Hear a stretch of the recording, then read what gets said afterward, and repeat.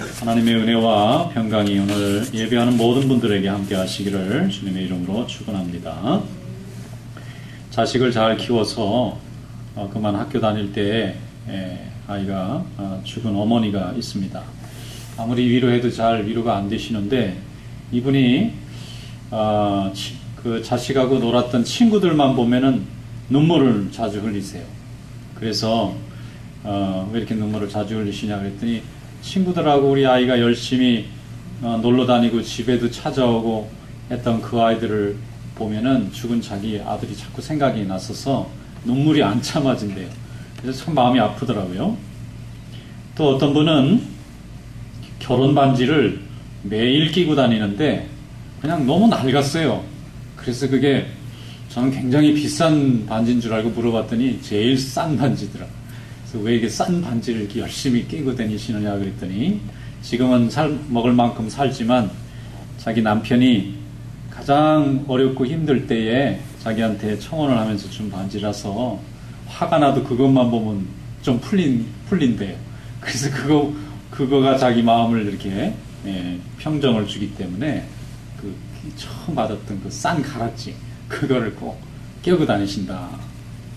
여러분 이게 뭐냐면은 추억의 매개체라는 것입니다. 이게 미디어예요. 그러니까 과거의 기억이라든지 추억이라든지 자기의 어떤 본질을 추억하고 또 생각할 때에 그게 매개체 역할을 합니다. 추억의 끈과 같은 거예요. 우리의 본질을 다시 한번 생각할 수 있는 그런 마음으로 이끌어가는 그런 매개체 역할을 합니다. 집을 정리하다가 보면은 가끔 옛날에 사진이 이렇게 튀어나올 때가 있어요. 그럼 청소하다 말고 아유 나도 이런 시절이 있었구나 이렇게 우리 아이들이 어릴 때가 있었지 그러면서 그걸 붙들고는 그냥 가지를 못해요. 한참 들여다보고 갑자기 그 순간에는 다 잊어버리고 그 시절로 싹 돌아갑니다. 그러면 그냥 스트레스 받는 게 다 없어져요. 또 가끔 또 집 정리를 하고 뭐 거라지 세일한다고 뭐 이 짐 저 짐 꺼내다 보면 어디서 옛날 연애 때 쓴 편지가 툭 튀어나와요. 그러면 내가 썼나 싶은 생각이 들어요. 야, 내가 이럴 때가 이렇게 감성이 풍부할 때가 있었나. 그게 뭐냐면 이제 매개체입니다. 과거를 추억하는데 그게 내 생각을 연결해주는 연결고리라고도 합니다. 그로 인해서 사랑이 회복되기도 하고 관계가 회복되기도 하고 또 믿음이 회복되기도 합니다. 그런데 우리 예수님을 생각나게 하는 매개체가 있어요. 오늘 그것을 성경이 우리에게 가르쳐줍니다. 한번 열어보겠습니다. 누가복음 24장 27절에서 32절 말씀 다 같이 읽어보겠습니다. 시작. 이에 모세와 모든 선지자의 글로 시작하여 모든 성경에 쓴 바 자기에 관한 것을 자세히 설명하시니라. 그들이 가는 마을에 가까이 가매 예수는 더 가려 하는 것 같이 하시니 그들이 강권하여 이르되 우리와 함께 유하사이다. 때가 저물어 가고 날이 이미 기울었나이다 하니 이에 그들과 함께 유하러 들어가시니라. 그들과 함께 음식 잡수실 때에 떡을 가지사 축사하시고 떼어 그들에게 주시니 그들의 눈이 밝아져 그인 줄 알아보더니 예수는 그들에게 보이지 아니하시는지라. 그들이 서로 말하되 길에서 우리에게 말씀하시고 우리에게 성경을 풀어주실 때에 우리 속에서 마음이 뜨겁지 아니하더냐 하고. 아멘. 지금 예수님이 십자가에 달리시고 3일 만에 부활하신 후에 일어난 일입니다. 예수님의 여러 제자 중에 글로벌한 이름을 가진 제자가 등장합니다. 예수님의 12제자에는 속하지 않았는데 아마도 70명의 제자 속에는 들어가 있었던 사람이 아닐까 추측해 봅니다. 근데 이 사람과 이름이 알려지지 않은 2명의 제자가 예수님이 돌아가신 사건에 너무 충격을 받아서 그냥 낙향을 하는 거예요.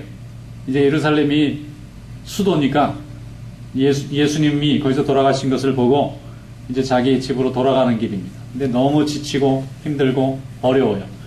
사람들이 부활한 예수님을 만났다는 얘기를 가끔 전해주긴 하지만 도저히 믿어질 수 없는 일이기 때문에 그런 일이 있을까 그러면서 이 두 사람이 아주 어깨가 축 처져가지고 예루살렘에서 엠마오를 걸어 내려갑니다. 하루길 정도 가는 거리를 내려가고 있는데 길을 가다가 맨 낯선 나그네를 만나게 되었습니다.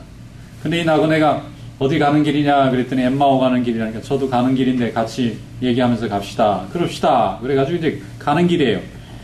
근데 사람이 가다 보면은 만났으니까 이 말 저 말 해야 되는데 두 사람이 아무 말을 안 하고 가는 것입니다.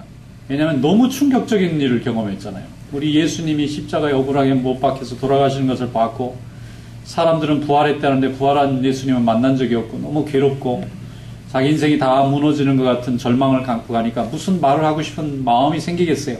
그래서 이 두 자가 절망 속에서 걸어가니까 따라왔던 그 나그네가 물어보는 거예요. 아니 왜 이렇게 두 분이 말씀도 안 하고 이렇게 얼굴에 수심이 가득 차고 무슨 어려운 일이 있으시냐 그랬더니 거꾸로 물어보는 거예요. 아니 이분이 참 이상하시네요. 예루살렘에서 며칠 전에 일어났던 일을 모르십니까? 잘 모르는데요. 아이고 이분이 여기 물정을 잘 모르시네. 큰 일이 일어났었습니다. 예루살렘에. 무슨 일인데요? 거꾸로 묻는 거예요. 우리 예수님이 하나님이 보낸 하나님의 종인 줄 알았는데 미워하는 사람들이 십자가에 그냥 못 박아서 죽여서 그냥 돌아가셨다고. 그래서 우리가 그분이 이 세상을 이렇게 구원해 주실 줄 알았는데 돌아가시는 걸 보던 자기들이 너무 마음이 절망이 돼서 지금 괴로워서 내려가고 있는데 어떤 여자들이 예수님 부활하셨다는 얘기도 하고 살아나신 분을 만났다고 그러는데 도저히 자기들은 믿어지지 않는다고 딱 그렇게 얘기를 했어요. 그랬더니 그 나그네라는 사람이 갑자기 정색을 하더니 아니 왜 그게 안 믿어지세요? 하고 물어보는 거예요. 왜 그게 안 믿어지냐 이거예요. 아니 그러면 당신 그게 믿어집니까? 아니 왜 그게 안 믿어지느냐고. 이래가지고 그럼 그게 왜 믿어지느냐고. 그래서 그러면 지금부터 말씀을 한번 보자고. 이분이 말씀을 너무 잘하시는 거예요. 그러더니 막 입에서 줄줄줄 이사야서도 나오고 선지서도 나오고 말씀을 열심히 어릴 때부터 회당에서 어릴 때부터 할례받고 유대 사람들은 다 성경 말씀을 머릿속에 다 넣고 삽니다. 그 말씀을 하나씩 꺼내가지고 거기에서 예언한 말씀이 다 그리스도에 대한 말씀이고 이 그리스도가 당연히 죽게 되어 있고 죽은 다음엔 사흘 만에 부활하시고 하나님의 역사가 구원의 역사가 그때부터 새롭게 시작된다는 것을 다 설명해 주셨어요. 그랬더니 두 명의 글로바와 이 제자 마음에 큰 감동이 일어났습니다. 이야 이렇게 말씀이 재밌고 이렇게 이치에 딱딱 맞는 말씀 처음이네. 그러면서 너무 즐겁게 내려갔어요. 근데 날이 저물고 이제 자기 갈 길이 다 도착했습니다. 그런데 이분은 그냥 가시려고 하는 거예요. 그러니까 붙잡았습니다. 오늘 이렇게 말씀을 가르쳐 주시는데 자기는 평생 이렇게 은혜스럽고 감동되는 말씀 처음 들었어요. 저희한테 말씀을 좀 더 해주시면 안 되겠습니까? 그러니까 난 바쁜데 그래도 우리하고 하룻밤 여기서 묵으시고 우리와 같이 잠을 자고 그래서 말씀을 하루 저녁 좀 우리한테 시원하게 얘기해 주시라고. 정말 자기는 그동안 너무 낙심고 두려워가지고 아무것도 생각을 못했는데 이렇게 말씀을 풀어주시니까 이렇게 능력과 소망이 생기는 걸 난 처음 경험합니다. 그러니까 강권이라는 거 끌고 가는 거예요. 제발 좀 우리와 함께. 얼마나 은혜를 받았는지 여러분 생각해보세요. 길 가면서 무슨 말씀을 제대로 듣고 전했겠어요. 가만히 앉아서 강의실에 칠판 놓고 해도 힘든 이 하나님의 말씀을 길 가는 중에 도대체 얼마나 말씀을 많이 했길래 이 두 사람이 이렇게 다 죽어가던 사람이 간절히 붙잡는 말씀을 삼는 사람으로 돌변했겠습니까? 이분이 누구시냐면 예수님이셨거든요. 저녁에 이제 숙소에 들어가서 저녁밥을 먹어요. 예수님이 떡을 떼서 나눠줍니다. 또 포도주를 나눠 먹는데 그걸 받는 순간에 이 제자들이 눈이 밝아졌다고 돼 있어요. 그리고 그인 줄 알아보게 돼 있습니다. 예수님이신 줄로 믿습니다. 그리고 예수님 알아보니까 그 순간 예수님이 없어지셨어요. 부활하신 예수님은 이 세상에 우리와 같은 몸이 아니라 하늘나라에서 사는 몸으로 변화되어 계시기 때문에 부활한 몸으로 바뀌었기 때문에 이런 시간 공간에 영향이 안 미쳐지는 거예요. 500명에게 동시에 나타나기도 하고 말이죠. 과거 현재 영혼 속에 계시니까 우리는 그저 그분을 보고 만질 수만 있는데 그분은 우리의 이 세계 속에 갇혀있지 않으니까 없어지신 거예요. 그래서 이 엠마오로 가던 두 제자가 다시 길을 되돌려서 예루살렘으로 돌아갔습니다. 부활하신 예수님을 만났다는 얘기를 전했어요. 거기는 제자들도 못 믿었어요. 근데 그 방에 또 예수님이 찾아오셔서 똑같이 하셨습니다. 말씀을 가르치시고 떡을 떼시고 제자들이 부활하신 예수님을 그제서야 믿게 된 줄로 믿습니다. 이것이 예수님이 우리와 함께 하시는 매개물입니다. 말씀과 성례자. 하나님의 말씀을 받을 때 우리는 부활하신 예수님의 존재를 느끼게 될 줄로 믿습니다. 우리가 거룩한 교제와 거룩한 만찬에 참여할 때에 그 가운데 우리의 눈을 뜨게 하나님이 만드셔서 눈으로 주님이 함께 하시는 것을 깨닫게 되는 줄로 믿습니다. 그래서 여러분 교회에서 왜 말씀을 전하느냐 하면은 말씀 속에 부활하신 예수님의 능력을 체험할 수 있게 되기 때문이에요. 그래서 교회 하면 설교를 듣잖아요. 어떤 분이 싸우는데 막 설명을 하니까 설교하지 마 그러더라고요. 그래서 설교를 나쁘게 설명하더라고요. 그게 이제 듣기 싫은 얘기를 한다는 뜻으로 생각하시는 것 같은데 예배 시간의 핵심은 설교예요. 말씀입니다. 우리가 예배를 매주 열심히 드리는데 예배를 드리는 모든 순서가 말씀을 받기 위한 우리의 헌신입니다. 하나님께서 우리에게 주신 은혜를 감사해서 봉헌도 하고 찬양도 하고 간구도 드리고 우리의 모든 것을 통해서 하나님께 영광을 돌리는데 하나님 앞에 우리가 봉헌하고 말씀 안 받고 가면 아무것도 아닌 거예요. 교회 와서 예배 드릴 땐 말씀을 꼭 받고 가시기를 축원합니다. 말씀이 서야만 믿음이 섭니다. 아무리 믿음을 가지려고 애를 써도 하나님의 말씀을 배운 적이 없거나 그 배운 말씀이 깨우쳐지지 않았거나 깨우쳐진 말씀이 실제한다는 능력을 체험하지 않으면 절대로 믿음이 안 생깁니다. 이것은 이성으로 공부해서 무슨 노력을 해서 얻어지는 게 아닙니다. 성령의 감동으로 주님이 우리의 간절한 소망을 들으시고 우리의 마음의 문을 열어주실 때 믿음이 역사하게 되는 줄로 믿습니다. 눈이 밝아져서 주님을 보게 되고 마음이 밝아져서 주님을 깨닫게 되는 것입니다. 이것이 바로 말씀이 가지고 있는 능력입니다. 부활하신 예수님의 제자들에게 또 나타났습니다. 너에게 먹을 것이 있느냐? 그러니까 이게 진짜인지 가짜인지 생신지 꿈인지 제자들이 예수님을 일주일 전에 살아계신 예수님을 볼 때는 그런 마음이 없었는데 일주일 후에 예수님 다시 만나서 자기 방에 오시니까 다 두려워했어요. 같이 사는 부모님이고 가족인데도 죽으면 나타났다 생각해보세요. 이게 귀신인가 생신가 얼마나 무서워하겠어요. 근데 예수님이 먹을 걸 달래니까 마침 생선이 하나 있더니 그걸 드렸더니 맛있게 잘 잡수셨어요. 그리고 와서 내 손 좀 만져보라고 여기 못 자고 푹 들어간 거 좀 만져보고 그 다음에 의심을 없애라. 안 만지고도 믿음을 가진 자는 더 복되다 그랬어요. 만지고도 믿음이 없는 사람은 구제불능이에요. 구원이 안 돼요, 이 사람. 여러분, 주님을 보지 않고도 믿는 능력이 어디서 나옵니까? 말씀에서 나오는 줄로 믿습니다. 말씀 보고 떡을 떼고, 말씀 보고 떡을 떼고. 이 거룩한 하나님의 교제 안에 있는 자들은요, 아무리 완고한 사람도 말씀을 계속 들으면 믿음이 생겨나게 되어 있어요. 이것이 부활하신 예수 그리스도가 이 땅을 구원하고 우리 하나님의 성도들을 구원하는 방법인 줄로 믿습니다. 사도행전 8장에 보면 빌립이라는 집사가 성령의 인도하심을 따라 광야로 나갔다 그렇게 돼 있어요. 광야에 나가서 아무도 없는데 멀리서 이디오피아 여왕의 국고를 맡은 내시가 이사야서를 술에 앉아가지고 혼자 낑낑거리면서 읽는데 읽어도 이게 까막눈이라 알 수가 없어요. 이 사람은 그래도 예루살렘에 1년에 한 번씩 성지 순례를 다녀올 만큼 굉장히 믿음이 하나님을 믿기를 간절히 원하는 믿음 좋은 사람인데도 하나님의 말씀을 듣고도 해석을 해주는 사람이 없으니까 이걸 가지고 고민하고 괴로워하고 갈등합니다. 제가 볼 때 이디오피아 여왕의 국고를 맡은 내시라고 하는 나라 살림살이를 통째로 손아귀에 쥔 사람이에요. 얼마나 비상한 머리를 가졌겠습니까? 얼마나 합리적으로 똑똑한 머리를 가졌겠어요. 단순한 지식이 아니라 적용하는 지혜도 뛰어난 사람이니까 왕이 맡겼겠죠. 근데 이 사람이 믿음도 그렇게 믿는 거예요. 성경 말씀, 예배 드리는 걸 모든 걸 통해서 이 내시가 어떻게 해야 참 세상을 구원한 하나님을 만날 수 있는지 그 말씀을 갖고 해결해 보려고 실험을 해요. 그런데 성령님이 내시를 마침 만나게 그 자리에다 딱 세워놨잖아요. 그 허벌판 광야에 사람 만날 확률이라는 건 거의 불가능한 확률에 딱 만나게 조우, 엔게이지하게 그걸 보고 엔카운터라고 그래요. 우연히 맞는 것 같은데 그 안에 섭리가 담기고 플랜이 있었어요. 빌립이 성령의 인도하심 따라 다가갔습니다. 보니까 이사야서를 읽고 있잖아요.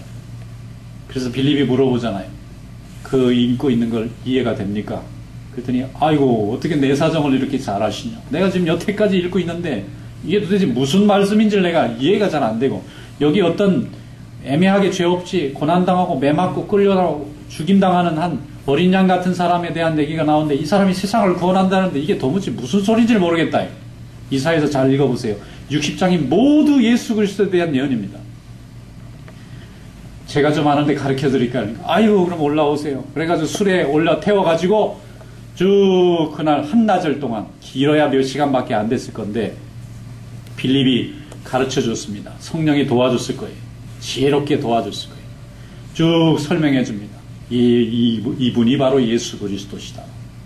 수천 년 동안 예언되고 지금 우리 시대에 이루어진 예수님이고 이분이 제자들을 통해서 이렇게 부활하시고 쭉 설명을 했더니 내시가 똑똑한 사람이라 단번에 알아들었어요. 아, 그러면 이게 예수님을 믿으면 우리가 구원받고 세상이 구원받는군요. 알았습니다. 금방 깨우쳤어요. 이 사람처럼 초스피드로 예수 영접하는 분이 많지 않았을 것 같아요. 우리가 이 내시가 하는 말이에요. 확실히 행동도 빨라요, 이 사람은. 이게 진리라고 믿어지니까 이 빌립이 없으면 안 될 것 같아요. 빌립 떠나기 전에 빨리 해결해야 돼요. 어떻게 구원받 세례 받고 거듭나고 주님 자녀 되면 된다. 그럼 당신이 있으니까 나한테 세례를 주세요. 세례를 받아야 된다니까 누군가 줘야 될 거 아니냐. 그러면 나 세례 받고 싶습니다. 그래 가다가 이렇게 물가에 도착했는데 그 자리에서 내시가 무릎을 꿇었습니다.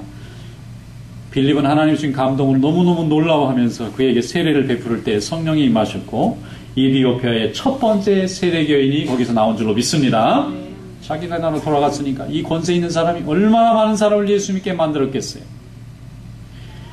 여러분, 하나님의 말씀을 듣고 이치를 깨달을 때에 성령이 함께 하시고 우리 가운데 믿음의 역사, 능력의 역사, 기적의 역사가 나타나게 될 줄로 믿습니다. 부활하신 예수 그리스도는 말씀을 전하고 말씀을 받는 이 순간에 임재하시는 거예요. 말씀을 통해서 듣고 이해하는데 우리 심령이 하나님의 양식을 받는데 성만찬은 눈으로 보는 하나님의 임재입니다. 성만찬 꼭 받아야 돼요. 성만찬은 세례 받은 사람만 할 수 있고 안 한 사람은 안 주잖아요. 먹는 그냥 음식이 아닙니다. 음식은 입으로 들어가지면 우리 마음과 우리 영혼이 예수 그리스도와 한 몸이 되는 거예요. 그래서 예수님께서는 세상의 모든 교회에 말씀과 그 만찬을 통해서 하나님의 역사를 이루고 계시는 줄로 믿습니다. 사도 바울이 초대교회에 많은 교회를 세우셨습니다. 근데 교회를 세우고 도시에 갈 때마다 사도 바울이 항상 사용한 게 있어요. 그게 뭐냐면은 하나님의 말씀이었어요. 하나님의 말씀을 전할 때 이 사람들이 이방 사람들입니다. 이 사람들은 모세도 모르고 아브라함도 모르고 예수님은 도무지 모르는 사람들이에요. 이스라엘 나라가 어디 붙었는지도 모르는 그런 사람인데도 듣거나 말거나 하나님의 말씀을 선포할 때에 하나님 앞에 돌아오는 백성들이 나타나게 된 줄로 믿습니다.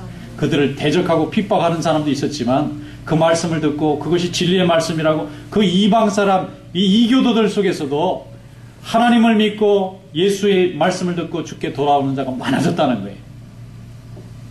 어떤 분이 질문을 하더라고요. 이분이 좀 공부를 한 사람인지, 목사님 질문이 있습니다. 뭡니까? 아니, 사도 바울 때는 신약 성경이 없었잖아요. 없었죠. 신약 성경은 예수님 이후에 300년이 지난 후에 생겨났습니다. 그전에는 편지 형태로 다 있던 것이 모여져서 편집이 된 것이고 그런 걸 아시더라고요. 그러면 사도 바울이 그때 말씀을 가지고 전했다는데 그건 무슨 성경이냐 이게? 그건 구약 성경입니다. 그럼 구약 성경은 유대인들의 성경이지 이 기독교인의 성경이 아니지 않습니까? 그것도 맞습니다. 그러나 구약 성경도 우리 그리스도인의 성경입니다. 왜냐하면 하나님이 구약 시대에는 구약 성경을 통해서 말씀하셨고 신약의 시대에는 신약 성경을 통해서 말씀하시는데 구약은 올드 테스터먼트고 신약은 뉴 테스터먼트고 구약은 예수님의 오실 걸 예언한 거고 신약은 그분이 이루신 성취를 설명하는 것입니다. 사도 바울이 또 초대교회 많은 사도들이 구약 성경만 가지고 복음을 전한 거예요. 신약 성경이 없었어요.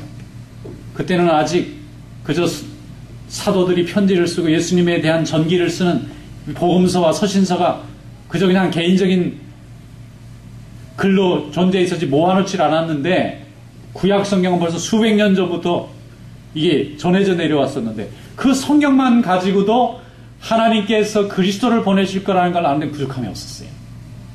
그래서 구약 성경은 그 시대의 많은 초대교회 성도들과 사도들이 그 성경을 들고 다니면서 구약에 있는 여러 가지 말씀을 전할 때에 듣는 사람들이 구약의 말씀만 가지고도 예수를 깨달은 것입니다. 근데 지금 이 시대는 신약의 예수님이 이루신 사건을 보여주는데도 안 믿으려고 해요. 믿음이 부족한 세대이기 때문에 그렇습니다. 그런데도 하나님은 여전히 계속해서 우리가 보이는 곳에서 하나님의 백성들을 계속해서 불러서 구원시켜 나가시는 줄로 믿습니다. 그러므로 성경은 하나님의 계시의 말씀이에요. 세상을 창조하시고 인생을 구원하시는 하나님께서 당신의 뜻을 우리에게 증거하는 통로인 줄로 믿습니다. 그러므로 교회 나와서 예배 드리고 나면 그 다음엔 열심히 성경을 배워야 됩니다. 한국 교회가 세계 어느 나라보다 복음 전한 후에 가장 빨리 부흥했어요. 부흥만 했을 뿐만 아니라 한국이라는 사회를 근대화시키고 현대화시키고 그 다음에 세계화시키는데 말할 수 없는 중요한 역할을 했어요. 그런데 왜 한국 사람들이 이렇게 빨리 복음을 받아들였나 연구해 보니까 한국 사람은 공부를 열심히 해요. 어릴 때부터 자식은 무조건 공부시켜요.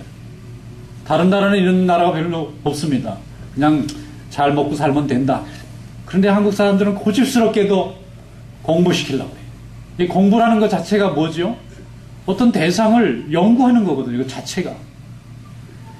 그런 인식론으로 받아들이는 거예요. 대상을. 근데 공부 열심히 하고 자식을 어떻게든지 공부시켜서 나보다 더 나은, 내 다음 세대는 전보다 조금 더 나은 인생을 살겠다고 하는 그 부모의 사랑이 교육으로 표현된 나라가 한국이에요. 그런데 거기에 하나님의 말씀이 나타난 거예요. 그러니까 사람들이 열심히 성경을 배웠습니다. 우리 한국 초대교회는 글을 모르는 사람들을 위해서 글을 가르쳐 줘가면서 성경 배우려고 글을 배웠다고. 그러니까 하나님이 이 나라를 축복하셔서 복된 하나님의 백성으로 삼으신 줄로 믿습니다. 그러니까 말씀을 붙잡는 백성이 승리하는 것입니다. 말씀이 없는 백성은 패배하는 거예요. 말씀을 붙잡는 성도 되시기를 축원합니다. 우리가 하나님이 새로운 땅에 우리의 터전을 옮겨주셨어요. 여기서 하나님께 축복받고 승리하는 길은 말씀을 붙잡는 것입니다. 그것이 하나님이 우리를 이 모든 민족 앞에서 머리가 되게 하시는 축복의 길인 줄로 믿습니다. 이것이 복음입니다. 요한일서 5장 13절에 내가 하나님의 아들의 이름을 믿는 너희에게 이것을 쓰는 것은 너희로 하여금 너희에게 영생이 있음을 알게 하려 함이라. 할렐루야. 요한일서는 요한이라는 사도가 썼어요. 이 사람은 90세가 넘도록 살았습니다. 예수님이 돌아가신 후에도 오랜 세월 살았어요. 이 사람이 하나님의 말씀을 열심히 전하다가 글을 쓰게 되었는데 요한복음 쓰고 요한 1, 2, 3서 쓰고 요한계시록 총 5권의 책을 씁니다. 근데 이 사람이 쓴 요한일서에 내가 왜 이 책을 쓰느냐 하는 이유를 설명했어요. 내가 이 책을 쓰는 이유는 하나님의 아들을 믿는 우리가 이것을 믿음으로 인해서 영생을 얻게 된다는 것을 알려주려고 내가 이 글을 쓴다는 것입니다. 할렐루야. 우리가 그 영생을 받은 자인 줄로 믿습니다. 그 영생 받았어요. 예수 믿은 이 순간에 이미 우리는 영생의 자녀가 되었습니다. 우리는 여전히 죄 가운데 있고 허물 가운데 있지만 우리 속에 하나님의 능력이 개입해 들어오셨기 때문에 우리는 영생을 소유한 자가 되었습니다. 우리는 꿈이 있고 미래가 있고 영생이 보장되어 있습니다. 그것을 가진 자답게 사는 삶이 우리의 책임입니다. 우리의 노력으로 구원을 이루는 것이 아니라 이미 이룬 구원에 대한 우리의 삶이, 우리의 책임이 나타나는 것입니다. 그래서 요한일서 5장 14절로 15절에 말씀하기를 그를 향하여 우리의 가진 바 담대함이 이것이니 그의 뜻대로 무엇을 구하면 들으심이라. 우리가 무엇이든지 구하는 바를 들으시는 줄을 안즉 우리가 그에게 구한 그것을 얻은 줄을 또한 아느니라. 아멘. 우리는 담대해도 됩니다. 하나님이 우리의 기도를 다 들으세요. 구할 수 있도록 권리를 주셨어요. 그러면 받을 줄로 믿으시기를 축원합니다. 구하면서 의심하면 못 받습니다. 구하지 않으면 구하지 않았기 때문에 못 받습니다. 그러나 구하고 믿는 자에게는 하나님이 반드시 이루어 주실 줄로 믿습니다. 이것이 하나님의 자녀된 자의 축복입니다. 제가 대학교 입학하니까 우리 그건 군사정권 시절이더라고요. 그래가지고 데모를 너무 많이 하는 거예요, 대학생들이. 그러니까 이제 대학생들이 너무 데모 많이 하니까 이게 나라 물정을 몰라서 그런다. 그래가지고 뭐 대통령이 시켰는지 나라가 시켰는지 대학생들을 전방 입소를 시키더라고요. 그게 뭐냐 그랬더니 일주일, 2주일 동안 날을 정해가지고 현역병들하고 같이 최전방 철책선 근무를 시키는 거예요. 근데 그게 옵션이 아니고 리콰이어예요. 필수 과목이더라고요. 대학교 강제 커리큘럼에 나라에서 법을 내려가지고 전방 입소 남학생, 여학생은 안 시키더라고요. 전방 입소 오고 몇 시간 안 채우면 졸업장을 안 주는 거예요. 그러니 어떻게 해야 저걸 졸업을 해야 되려니까 전방 입시로 가야 되잖아요. 그래서 대학교 1학년짜리, 2학년짜리들이 철모 쓰고 군복 입고 훈련 최전방에 가는데 제가 강원도 어디까지 갔어요. 어딘지도 모르겠더라고. 그 깊은 산속으로 데려가가지고 얼마나 무섭게 훈련을 시키는지 맞아 죽는 줄 알았어요. 그래가지고 최전방에 이제 밤이 됐는데 거기 며칠 동안 철책선에 가니까 나는 전방이 조용한 줄 알았어요. 그랬더니 어떻게 시끄러운지 양쪽에서는 스피커를 갖다 놓고 이쪽에서는 가요를 틀어주고 저쪽에서는 군가를 틀어줘. 이쪽은 주로 독창을 하고 저기를 합창을 해. 이야, 이게 왜 이렇게 시끄러우냐. 잠을 잘 수가 없어요. 이쪽에서는 밤에도 대낮같이 라이트를 밝혀놓고 저쪽은 전력이 없어서 그런지 껌껌하더라고요. 그리고 이제 매일 근무 쓰는데 한 4월쯤 되니까 기진맥진하고 힘도 없고 아주 죽겠어요. 그냥 편안하게 아무 때나 지 일어나고 싶으면 일어나고 밥 먹고 싶으면 밥 먹다 안 일어나면 맞아 안 먹으면 맞아. 그러니까 다들 그냥 혼이 다 빠졌어요. 그래가지고 낙심해가지고 야 이게 언제 가냐. 일주일이 왜 이렇게 긴지 몰라. 일주일이 분명히 지나갈 텐데 안 지나가는 거예요. 왜 이렇게 긴지. 그걸 3년씩 하는 사람 대단하더라고요. 그래가지고 다 처져갖고 있는데 그날 비가 많이 내렸어요. 밤중에. 전방에 가니까 밤에 바쁘더라고요. 낮에는 적군의 눈에 띄니까 움직이면 안 된다고 다 가만히 앉아있고 밤 되면 그냥 2시간 간격으로 교대하느라고 이리 뛰고 저리 뛰고 정신이 하나도 없어요. 밤에 바쁜 나라더라고. 거기는 밤에 정신없이 바빠요. 그래 밤중에 소대장님이 다 부르더라고요. 한 30명 거기 현역병 하나에 학생 하나를 대학생 하나 붙여서 둘이 묶어가지고 체험을 시킨다고 하는 거예요. 그게 데모 못하게 한다고. 나도 이제 끌려가서 이제 다 모이래. 근무자만 빼고 다 모였어요. 왜 모이게 하나 그랬더니 목사님이 오셨다는 거예요. 목사님이 오셨더라. 군복 입은 군목 목사님이 오셔가지고 예배를 드려야 된대. 근데도 군대라고 이건 뭐 불교 신자 무슨 신자 가릴 게 없어. 명령이야 무조건. 예배 드리는 것도 그것도 명령이더라고. 군대식이라. 다 같이 이제 자기도 교를 안 믿는데도 다 앉아가지고 찬송 부르니까 안 부르면 또 맞아요. 그러니까 또 다 잘 불러.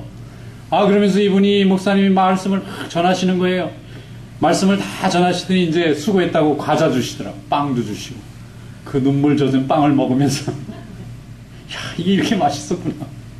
그런데 말이죠. 제가 감동이 되더라고. 야 그렇구나.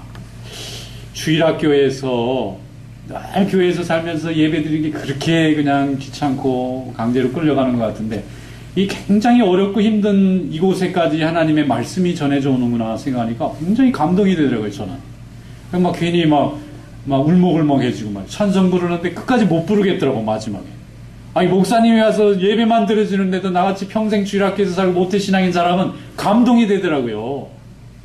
그래서 그렇구나. 그때 내가 하나님의 말씀의 중요성을 느꼈어요. 20살 때. 야 그렇구나. 사람들이 좋아한다 나빠한다 평가를 말 들을 게 아니구나. 이런 데 와서 말씀을 전하면 누군가는 간절히 은혜 받는 사람이 있는 거예요. 그럼 목사님 가셨어.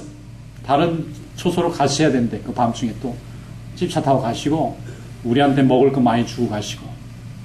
근데 그날 밤에 현역방하고 저하고 이제 같이 철책선에 나갔는데 이 친구가 궁금한 거예요. 처음 목사님을 본 거예요. 그래가지고 말씀을 전하는데 내가 교회를 다니는 거 하니까 물어보는 거예요. 처음에는 교회에 대해서 말하고 뭐 교회 사람들이 뭐 어떻다 저떻다 뭐 자기가 동네에 교회가 있으면 다 사기꾼들이라부터 시작해가지고 다 그런 얘기를 한참 하다가 그 말씀 들은 거에 대해 궁금증이 있어서 물어보고 싶은 거예요. 그래가지고 내가 대답을 했더니 재밌잖아요.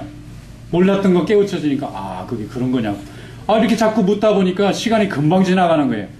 그날 밤에는 그분하고 2번, 3번 계속 근무를 나와요. 2시간 이상 안 세웁니다. 졸고 있으면 안 되니까.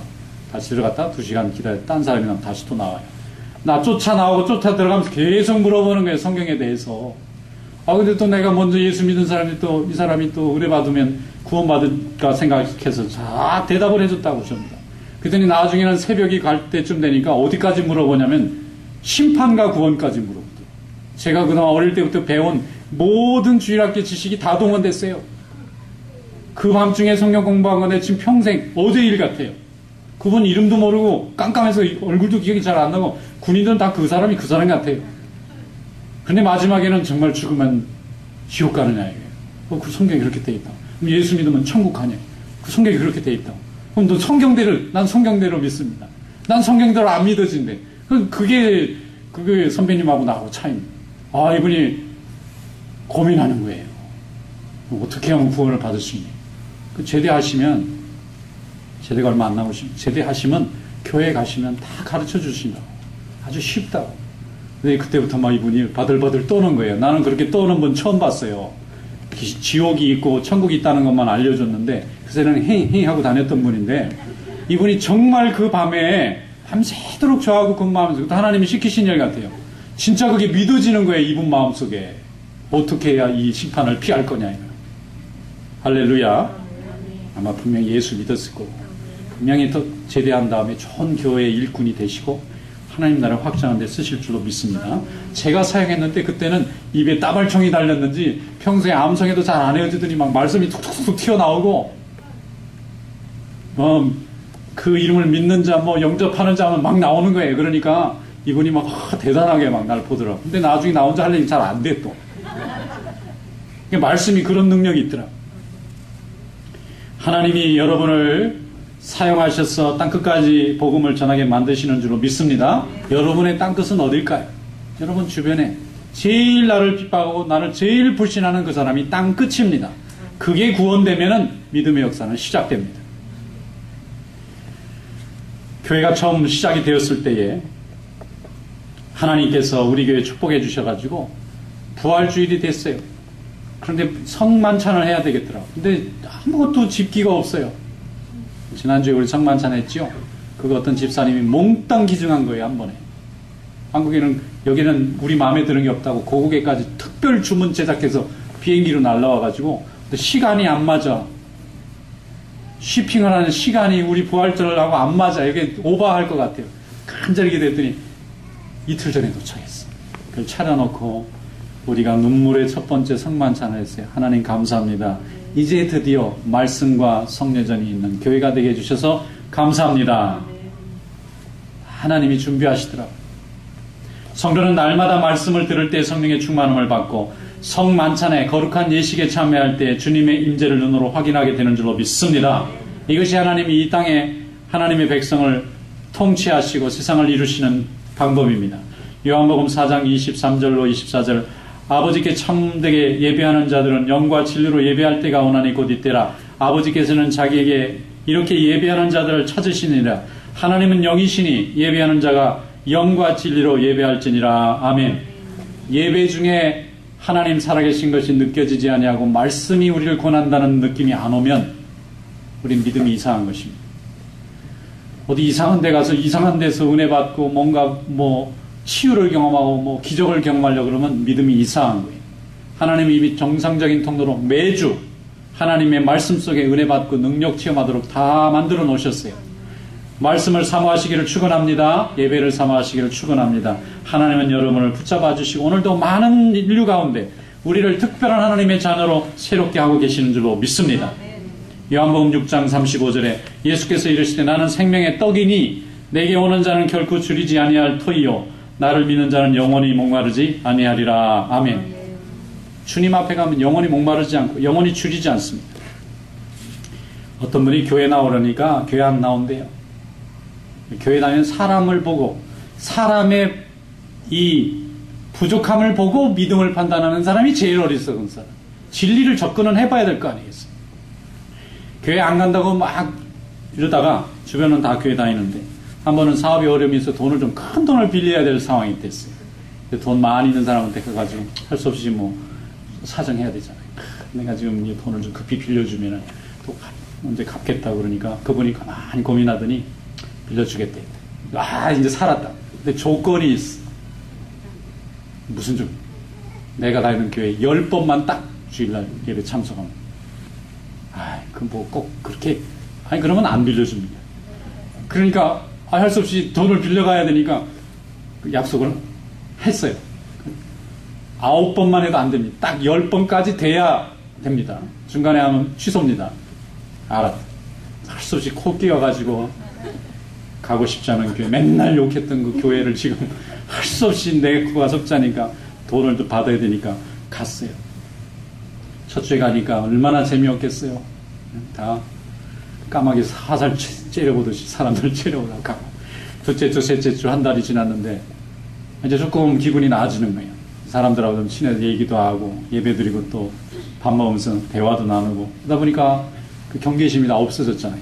한 2달쯤 지나니까 정말 이제 교회가 재밌어지고 이제 끝나고 안 올 거 생각하니까 갑자기 좀 섭섭하고 그런데 말이죠. 이제 1-2주밖에 안 남았는데 이분이 말씀을 듣다 은혜를 받아버렸어요. 진짜. 자기가 믿지 못하겠다는 게 믿어지는 거예요. 그래서 이때부터 그분이 말씀의 은혜를 받고 이제 10번을 채웠어요. 돈 빌려주는 분이 돈을 빌려줬습니다. 이제는 안 나오셔도 됩니다. 그랬더니 아니래. 다음 주에 아무래도 궁금해서 다시 나와서 다시 들어야 될 것 같아. 내가 요 부분이 끝까지 이해가 안 되는데 요거 들어봐야 돼.